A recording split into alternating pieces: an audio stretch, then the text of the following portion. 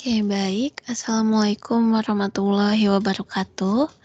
Di sini saya akan mempresentasikan tugas ujian akhir semester dari mata kuliah analisa algoritma kelas B2 dengan dosen Bapak Muhammad Farid Rifai, Eskom Mkom. Presentasi dari kelompok saya bertemakan Dynamic Programming. Saya di sini sebagai perwakilan dari kelompok saya yang beranggotakan yang pertama ada Nika Dekwinda dengan NIM 2019-31011. Lalu ada saya sendiri, Nasya Miranda Umar dengan NIM 2019-31019. Lalu ada Andi Batari Salmin dengan NIM 2019-31096. Lalu ada Raihan Faiz dengan NIM 2019-31213. Dan yang terakhir ada Siti Aisyah Ramadana dengan NIM 2019-31215. Oke, di sini saya akan menjelaskan terlebih dahulu mengenai apa itu dynamic programming atau definisi dari dynamic programming. Jadi, dynamic programming sendiri merupakan metode pemecahan masalah dengan cara menguraikan solusi menjadi sekumpulan langkah atau step atau tahapan atau stage sedemikian sehingga solusi dari persoalan dapat dipandang dari serangkaian keputusan yang saling berkaitan. Nah, untuk penyelesaian yang biasa menggunakan metode ini, yang pertama terdapat sejumlah berhingga pilihan yang mungkin. Lalu yang kedua ada solusi pada setiap tahap dibangun dari hasil solusi tahap sebelumnya. Lalu yang ketiga, kita menggunakan persyaratan optimasi dan kendala untuk membatasi sejumlah pilihan yang harus dipertimbangkan pada suatu tahap. Oke, untuk mempermudah penjelasan, di sini kami akan melakukan penyelesaian permasalahan bilangan Fibonacci 1,1 lalu 2, 3, 5, 8. Untuk algoritma untuk menyelesaikan perhitungan Fibonacci secara naif adalah seperti berikut. Yang di sebelah kanan itu ada def Fibonacci n. Jika n kurang dari sama dengan 2, maka hasilnya sama dengan 1. Tapi jika selain n kurang sama dengan 2, maka hasilnya ialah Fibonacci n-1 ditambah Fibonacci n-2. Lalu return hasil. Nah, untuk pemanggilan fungsi Fibonacci di atas itu dapat digambarkan sebagai berikut nih. Jadi Fn-1 dia ke yang kiri ini, lalu Fn-2, lalu Fn-3. Lalu ada lagi kita ke atas sebelah sini, Fn-2, lalu Fn-3, Fn-4. Jadi perhatikan bagaimana si Fn-2 ini dan Fn-3 itu dikalkulasikan sebanyak 2 kali nih. Jadi ini di bawah sini ada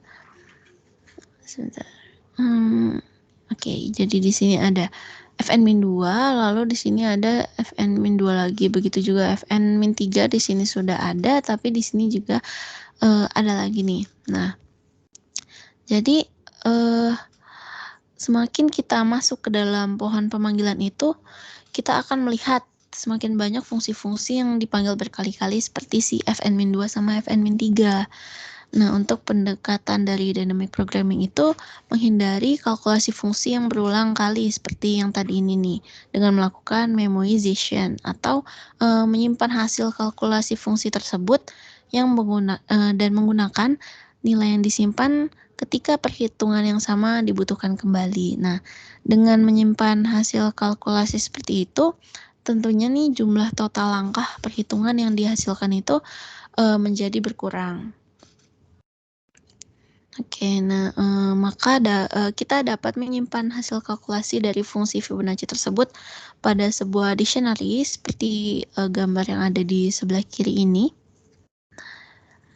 Lalu dengan menyimpan hasil kalkulasi dari fungsi yang telah ada, maka proses pemanggilan fungsi itu akan menjadi seperti yang sebelah kanan ini. Jadi Fn di sini Fn-1 yang menghasilkan Fn-2 dan Fn-3. Tapi untuk Fn-2 ini tidak perlu dihitung lagi yang di sebelah atas ini karena dia itu sudah disimpan nilainya sebelumnya pada pohon percabangan yang ini Fn-2. Begitu juga Fn-3 karena nilainya itu udah disimpan karena sebelumnya itu udah ada hasilnya atau udah diproses di bagian yang sebelah sini. Lalu untuk langkah pengembangan algoritma dynamic programming itu ada 4. Yang pertama itu karakterisasi struktur solusi optimal. Lalu yang kedua ada tentukan nilai solusi optimal secara rekursif. Yang ketiga ada hitung nilai solusi optimal baik top down dengan catching atau bottom up dalam sebuah tabel. Dan yang terakhir itu ada membangun solusi optimal dari nilai yang dihitung. Oke, lalu ada prinsip optimalitas. Jadi pada dynamic programming itu ada rangkaian keputusan yang optimal dibuat dengan menggunakan prinsip optimalitas. Nah, untuk prinsip optimalitas itu jika solusi total optimal, maka bagian solusi sampai tahap ke K atau variabel K juga optimal. Nah, berarti bahwa jika kita bekerja nih dari tahap K ke tahap K+1, kita itu dapat menggunakan hasil optimal dari tahap K tanpa harus kembali ke tahap awal. Nah, seperti ini nih. Jadi ongkos pada tahap K+1 itu sama dengan ongkos yang dihasilkan pada tahap K ditambah ongkos dari tahap K ke tahap K+1. Nah, untuk mudahnya gambarannya itu seperti ini nih. Jadi dijabarkan dalam bentuk gambar. Untuk bagian 1, 2 hingga K ini merupakan bagian ongkos sampai tahap K. Nih bagian kecil ini. Nah, untuk bagian kecil tersebut ini ialah bagian dari ongkos sampai ke tahap K+1 juga. Jadi ongkos tahap K ini adalah bagian dari ongkos sampai tahap ke K+1 di sini. Nah, sehingga kalau dilihat K+1 itu aja di dalamnya itu ada hasil dari tahap K. Nah, berarti dua tahap K dan tahap K+1 ini akan menghasilkan atau akan sampai ke tahap N. Jadi kayak bagian ongkos sampai tahap K lalu ditambahkan K+1, maka akan menghasilkan atau akan sampai ke tahap yang ada di sebelah kanan ini. Lalu di sini ada karakteristik dari dynamic programming. Yang pertama itu ada persoalan dapat dibagi menjadi beberapa tahap atau stage yang pada setiap tahapnya itu hanya diambil satu keputusan. Lalu yang kedua ada masing-masing tahap itu terdiri dari sejumlah status atau state yang berhubungan dengan tahap tersebut. Secara umum jadi status merupakan bermacam kemungkinan masukan yang ada pada tahap tersebut. Lalu yang ketiga itu hasil dari keputusan yang diambil pada setiap tahap ditransformasikan dari status yang bersangkutan ke status berikutnya pada tahap berikutnya atau tahap selanjutnya. Lalu untuk ongkos atau cost pada suatu tahap meningkat secara teratur dengan bertambahnya jumlah tahapan. Selanjutnya ada ongkos pada suatu tahap bergantung pada ongkos tahap-tahap yang sudah berjalan atau ongkos-ongkos pada tahap sebelumnya. Lalu adanya hubungan rekursif yang mengidentifikasikan keputusan terbaik untuk setiap status pada tahap K, memberikan keputusan terbaik untuk setiap status pada tahap K+1. Jadi saling berhubungan nih. Lalu yang terakhir ada prinsip optimalitas berlaku pada persoalan tersebut. Oke, lanjut.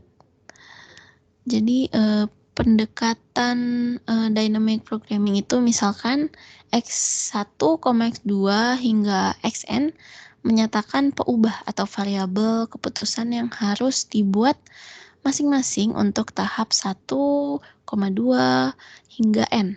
Maka ada program dinamis maju, yang mana program dinamis maju itu program dinamis yang bergerak mulai dari tahap 1, terus maju ke tahap 2, 3, dan seterusnya sampai tahap N. Nah, untuk runtutan peubah atau variabel keputusannya itu adalah X1, X2, hingga Xn.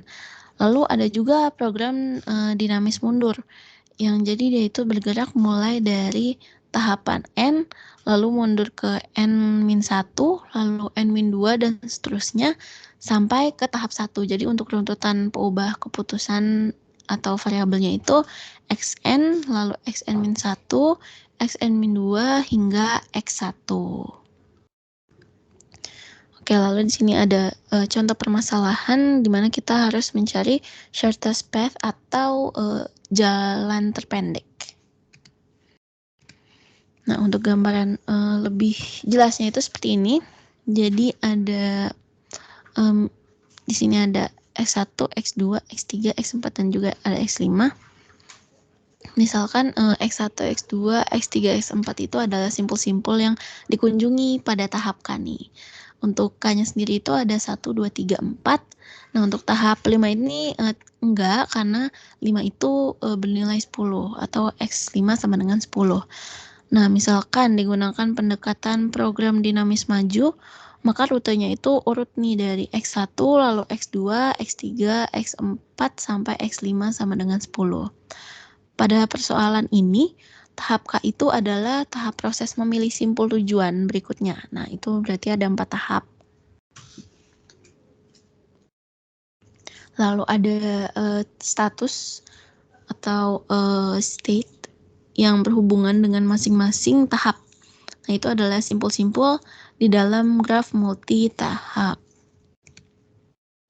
Lalu untuk B didefinisikan hubungan rekursif solusi optimal. Jadi untuk relasi recurrence berikut menyatakan lintasan terpendek pada setiap tahap.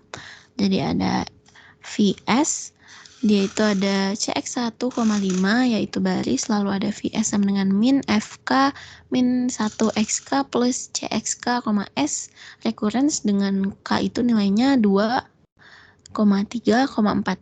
Untuk keterangannya itu, Xk itu ialah peubah atau variabel keputusan pada tahap K, yang mana K itu ada 2, 3, 4. Lalu S itu adalah state atau status pada setiap tahap. Lalu ada Cxk, S, yaitu bobot atau cost sisi dari ke X ke S. Lalu ada FF, nilai minimum dari Fk, lalu ada V-1, yaitu nilai minimum tahap sebelumnya dari Xk ke S. Lalu di sini ada hitung nilai solusi optimal dengan yang di atas ini ada soalnya itu. Jadi yang pertama itu tahap 1. Kalau misalnya S itu nilainya 2, maka untuk solusi optimum dari F1-nya itu, F1 dari si S itu, kalau misalnya kalau misalnya S sama dengan 2, F1-nya itu 2, lalu X1-nya itu 1. Lalu kalau misalnya S-nya sama dengan 3, F1-nya 4, dan nilai solusi optimum X1-nya 1. Lalu jika S-nya sama dengan 4, maka solusi optimum F1 sama dengan 3, lalu X1-nya itu 1. Nah, untuk yang atas itu ini masih tahap 1-nya, ini soalnya, lalu ini kita langsung masuk ke tahap 2 aja.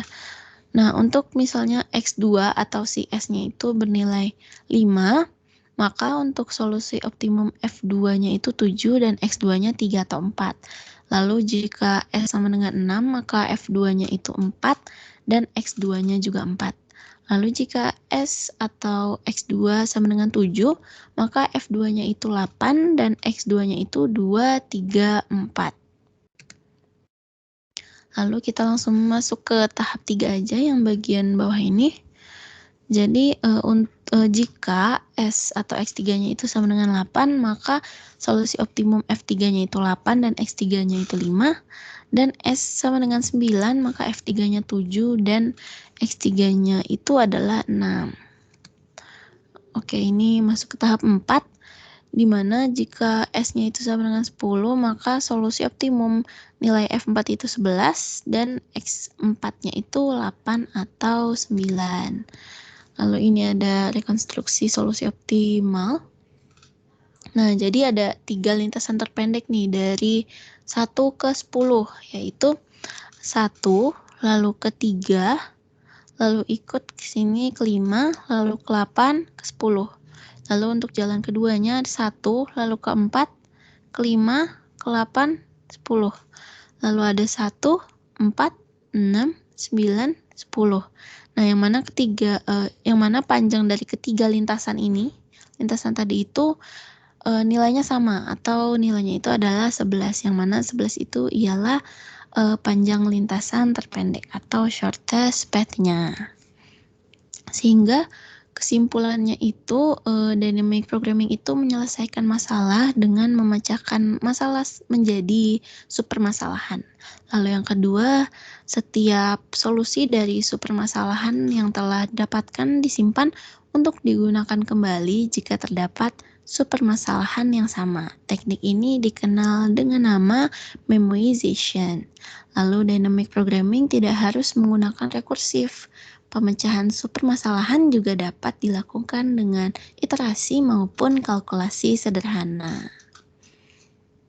Oke, baik, saya Nasya Miranda Umar dari perwakilan kelompok 6 mengucapkan terima kasih atas perhatiannya, dan apabila ada salah kata atau kekurangan mohon dimaafkan. Wassalamualaikum warahmatullahi wabarakatuh.